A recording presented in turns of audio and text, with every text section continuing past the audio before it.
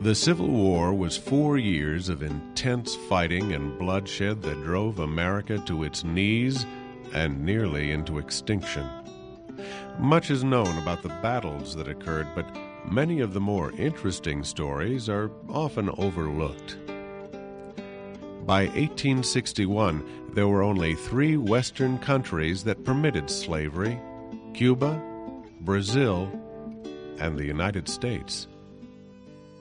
In 1861, South Carolina seceded from the Union, and federal Fort Sumter became a thorn in the side of the Confederacy. Although at first the North and the South refrained from armed conflict, South Carolina farmers refused to sell fresh meat and vegetables to what they called foreigners.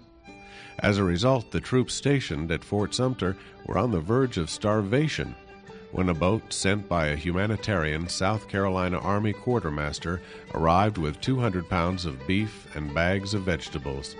The famous General Stonewall Jackson's greatest victory was also his last. The Confederate leader was at Chancellorsville in early May 1863, and at dusk one day he and his staff rode ahead of the Confederate lines to scout the location of the Northern troops.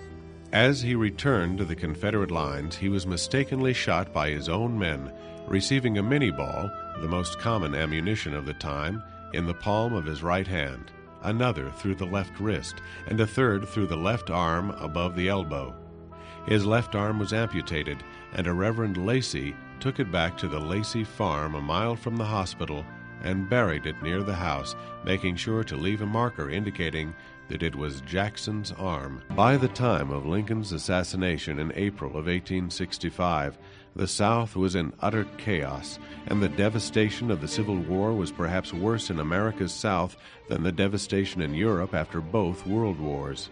When Andrew Johnson succeeded to the presidency, he found himself in a battle with Congress over how to readmit the Southern states to the Union.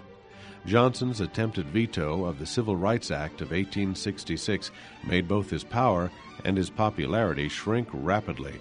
That would not be the biggest blow to his power, however, for it was in the cards for Johnson to become the first president ever to be impeached.